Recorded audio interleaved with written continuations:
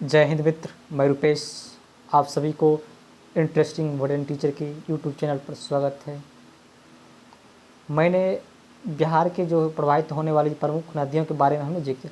अब हम चलते हैं बिहार में जो प्रमुख जो है जलप्रपात जो है वाटरफॉल, उसके बारे में जानते हैं। पहले ये बात हम जानेंगे कि वाटरफॉल मतलब जलप्रपात होता क्या है। जलप्रपात उसको बोलते हैं जैसे मतलब कोई पर्वतीय क्षेत्र या मतलब पठारी क्षेत्र जो हो गया है, उसमें तीव्रनुमा ढाल होता है। जैसे तीव्रनुमा ढाल के सहारे जो नीचे गिरती हुई जो जलधारा होती है, उसी को बोला जाता है जलप्रपात यानी वाटरफॉल, है ना। बिहार में जो है मतलब, या इसको अब झरना भी कहते हैं। बिहार में जो है जलप्रपात मुख्यतः कहाँ कहाँ है, कैमूर में, रोहतास, गया, नवादा आदि जिलों में मतलब देखा पाया जाता है। अब सबसे पहले देखते हैं ककोलत जलप्रपात। ककोलत जलप्रपात है कहाँ? सबसे पहले ककोलत जलप्रपात जो है इन नवादा में। आप एक गाना भी सुने होंगे, भोजपुरी में आया है, चलन रानी तोरा घूमे वो कोलत के झरना। इस तरह से एक गाना आया है ना। तो पहले देखते ककोलत। ककोलत कहाँ है? ये है नवादा में। इन जो बिहार की जो है प्रमुख जो है जलप्रपात है। यह जो है मतलब 22 किलोमीटर जो है दक्षिण पूर्वी मतलब 22 किलोमीटर क्षेत्र में है। ये दक्षिण पूर्व ककोलत की पहाड़ी स्थित है ना। वहाँ पे ये मतलब है, इसकी जो ऊंचाई जो है ये जो है 47 मीटर यानी 160 फीट मतलब ऊंचा है।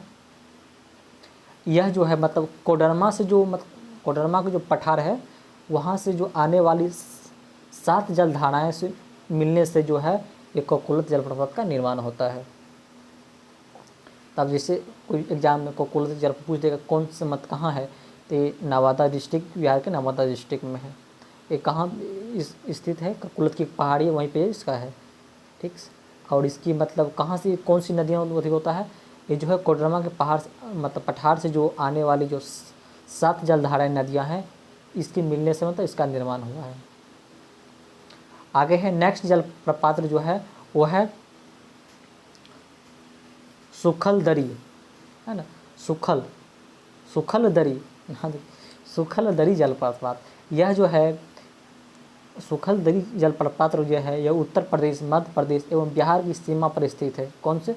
देखिए इंपॉर्टेंट है जो सुखल दरी। ये 3 स्टेट इसको कवर किया है। कौन कौन? पहला देखिए उत्तर प्रदेश, उसके बाद मध्य प्रदेश और बिहार के साथ जो सीमा पर स्थित है। यहाँ जो है कन्हर नदी यहाँ पे है, ठीक ना। और इसकी जो ऊंचाई जो है ये है 100 फीट ऊंचाई से गिरता है। कितना? 100 फीट ऊंचा से। और जो कोकोलत वाले था 160 फीट से ऊंचा है। ये है सुखल दरी जो है ये है 100 फीट ऊंचाई से। उसके बाद धुआं कुंड जलप्रपात। धुआं कुंड जलप्रपात जो है ये ताराचंडी पहाड़ी कहाँ? रोहतास जिले में एक काव नदी पर स्थित है। कौन सा नदी पर? धुआं कुंड जलप्रपात जो है ताराचंडी पहाड़ी रोहतास में, ये जो है काव नदी पर स्थित है। यह जो है जलप्रपात कैमूर की पहाड़ी के स्थित जो है मांझर कुंड जलप्रपात का विस्तारित रूप है। कौन सा? मांझर कुंड जलप्रपात, उसी का ये विस्तारित रूप है धुआं कुंड जलप्रपात। मांझर कुंड जलप्रपात जो है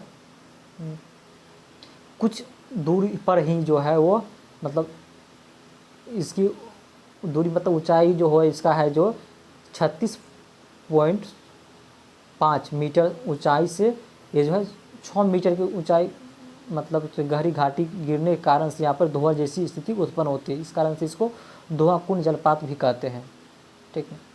आगे है दुर्गावती जलप्रपात, है ना। दुर्गावती वाटरफॉल। यह जो दुर्गावती जो है ये कहाँ है? कैमूर जिला में है, स्थित है कैमूर जिला में। और ये इसका निर्माण जो होता है दुर्गावती नदी के 90 फीट की ऊंचाई से गिरने से इसका निर्माण हुआ है।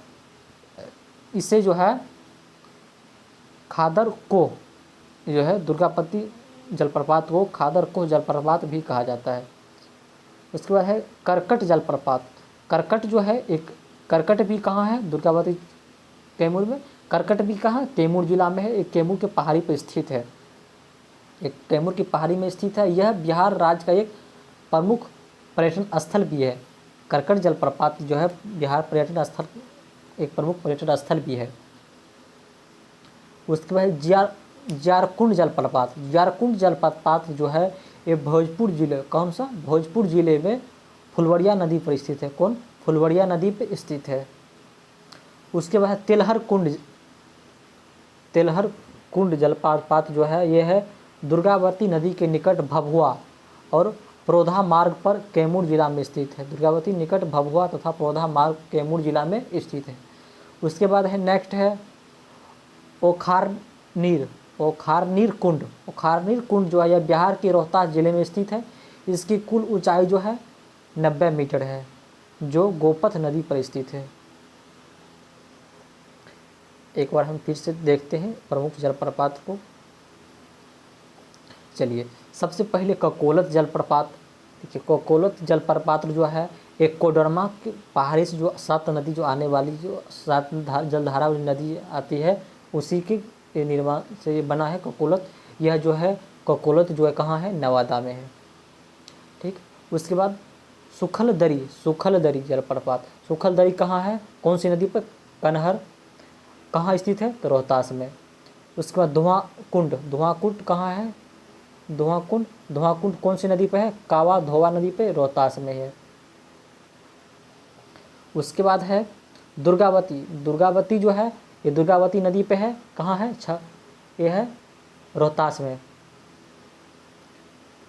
उसके बाद है जियारकुंड ये कौन सी नदी पे, फुलवड़िया नदी पे, कहाँ है, ये जियारकुंड भोजपुर में है। करकट जो है करकट जलप्रपात जो है कहाँ है, कैमूर जिला में है।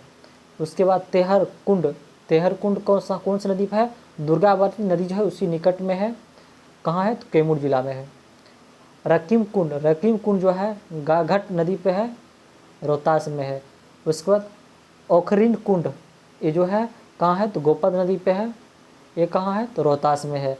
उसके बाद मंजूर कुंड जो है ये भी है, सासाराम में है। उसके देवदारी कर्मनासा नदी रोहतास में है।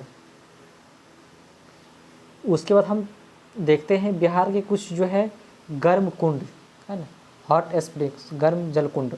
बिहार में अधिकतर जलकुंड जो है ये कहाँ है, आपका राजगीर हो गया, मुंगेर जिला। इसके अतिरिक्त कुछ गया में भी है, नालंदा में भी है। समानतः जो है यहाँ इस संबंध में जो है मृत ज्वालामुखी क्रियाओं से भूगर्भ में जो है रेडियो सक्रिय खनिजों से इसका होता है निर्माण।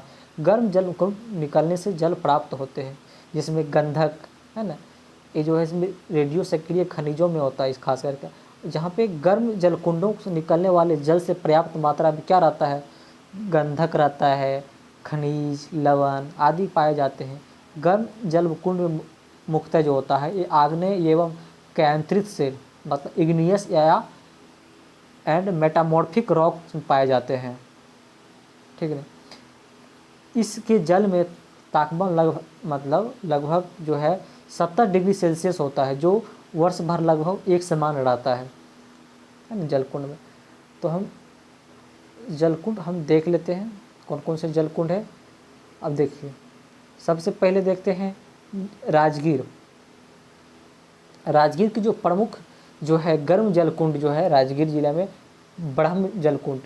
ब्रह्म जो है ये है, इसका जो टेम्परेचर है 87 डिग्री सेल्सियस है। यह बिहार के जो है प्रमुख जलकुंड है।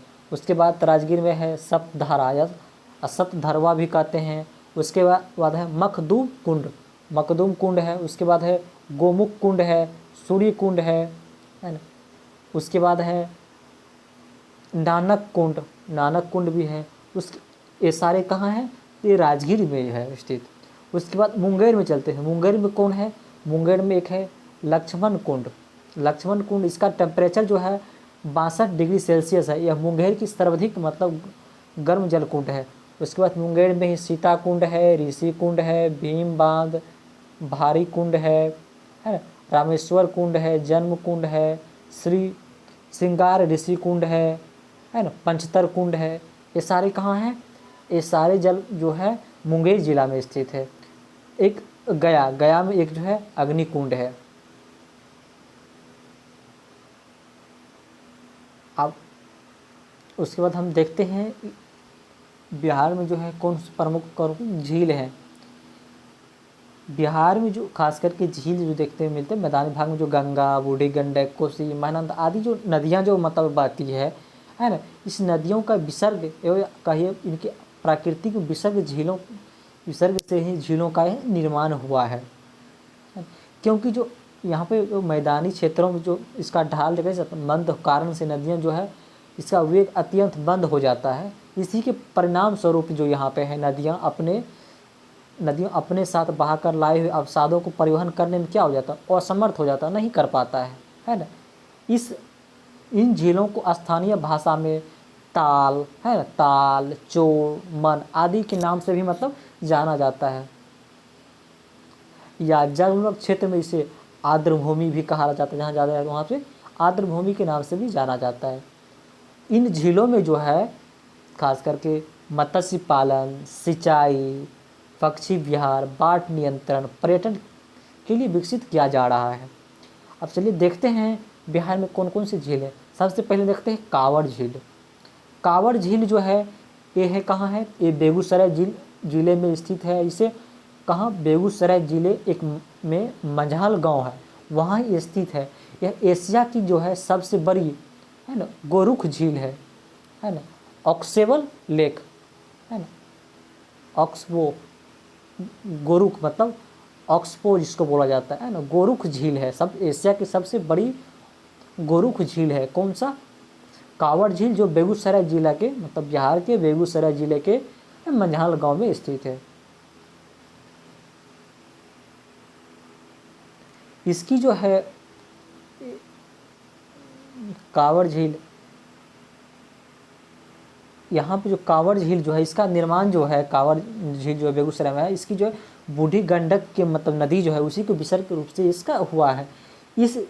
यह झील जो है निम्न वनस्पतियों एवं मतलब विश्व प्रसिद्ध है। यहाँ पे जो है निम्न वनस्पतियों के लिए विश्व प्रसिद्ध है। इसमें जो है ना लेसिराटा, हाइड्रा है ना, मेट्रोटिया वेक्सिलेनिया, अप्सरस है ना, निम्फेंसा है ना, सर्पस आदि प्रमुख यहाँ पे आते हैं।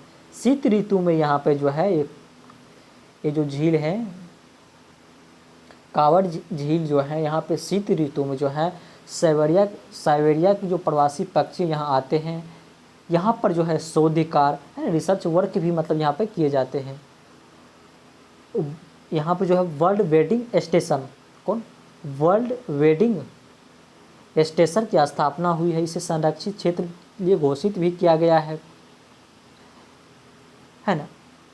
अवसादीकरण और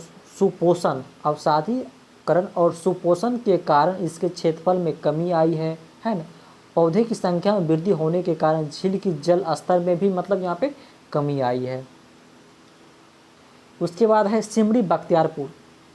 सिमरी बख्तियारपुर जो है ये सिमरी बख्तियारपुर झील जो है ये सहरसा से 25 किलोमीटर दूर पर एक सिमरी बख्तियारपुर प्रखंड है, वहीं पे स्थित है, जिसका निर्माण जो है सर्दिया है ना, जामुनिया, कामिनी है ना, गोदबरा आदि झीलों के मिलने से हुआ है।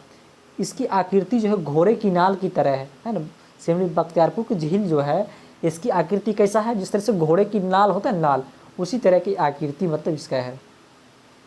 इसके दक्षिण पश्चिम में कांवड़ झील तथा जिसका और उत्तर पश्चिम में सुकेश्वर स्थान झील स्थित है। अब देखते हैं सुकेश्वर स्थान झील जो है ये दरभंगा जो है, दरभंगा के सुकेश्वर स्थान प्रखंड में स्थित है। इसका जो क्षेत्रफल जो है शरद ऋतु में 20 किलोमीटर होता है और वर्षा ऋतु में 100 किलोमीटर तक हो जाता है। यह जो है सुकेश्वर झील जो है यहाँ पे जैव विविधता मतलब बायोडाइवर्सिटी की दुर्लभ उदाहरण होने के साथ साथ यह प्रसिद्ध धार्मिक स्थल भी है ना। सुकेश्वर झील यह प्रमुख धार्मिक स्थल जाना जाता है। यहाँ पर जो है मत्स्य पालन और व्यापार का एक बड़ा केंद्र और प्रवासी पक्षियों का जो है प्रवास स्थल भी है सुकेश्वर स्थान के जो झील है। उसके बाद है गोगाबिल झील। गोगाबिल झील जो है ये घोघा जाप या घोघा झील भी इसे कहा जाता है। यह कटिहार जिले के मनिहारी में स्थित है। इसका जो क्षेत्रफल है लगभग 5 किलोमीटर है। इस झील को मानसूनी वर्षा के साथ साथ महानंदा नदी भी जल यहाँ से प्राप्त होती है।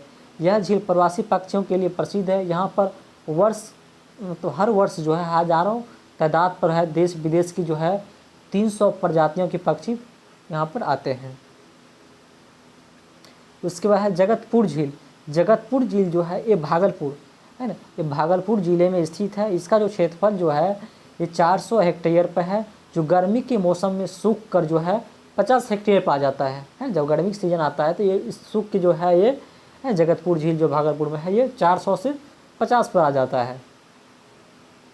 स्थानीय समुदाय वहाँ के जो है और सरकार की सहायता से यहाँ देसी विदेशी प्रजातियों की जो पक्षियों का जो है यहाँ पे संरक्षण मतलब किया जा रहा है।